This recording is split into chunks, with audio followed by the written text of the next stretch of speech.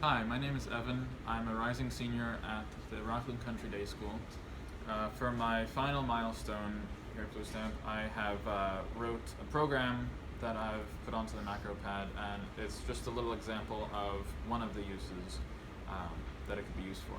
So here you see kind of a home screen where you can select different profiles, and they're all represented on the different screens. And you select it just by pressing the screen in, and you enter the profile. This specific one is a multimedia controller, so you can use it to change the track, pause, play, mute, or change volume, and for multimedia on your computer. So I can show you right here just playing music by pressing the play pause button and pausing it. And to go back to the home screen, you can press this middle button, and all of the different profiles are then shown again. So of course that's just one example. The idea behind this device is that it's very adaptable, so all of these different profiles could have vastly different purposes.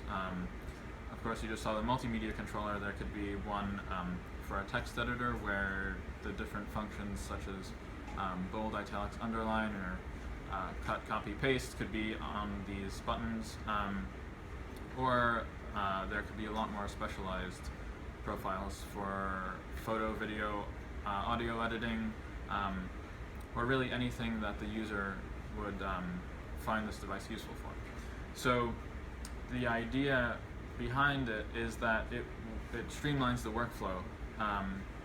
So for example, if you're in a text editor, instead of using keyboard shortcuts or macros or going into menus to select certain functions of the software, those functions will be displayed straight on the displays, and it becomes a lot more intuitive to use the software because you can just select those functions right there, and the function is displayed on the screen.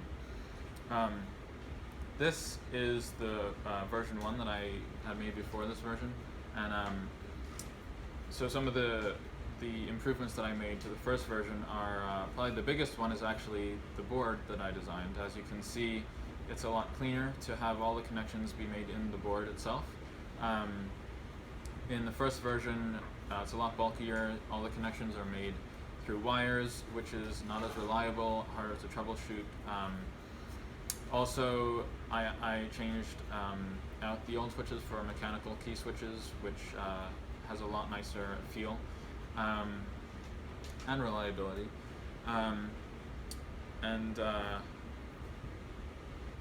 Yeah, so those are a lot of the improvements. Some of the challenges that I had with the code was getting the SD card to communicate with the chip, to communicate with the screens, and move data from one to the other.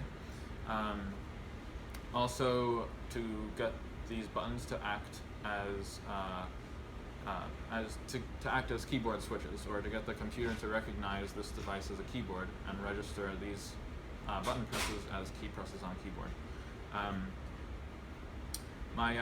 My experience here at BlueStamp was definitely it was amazing.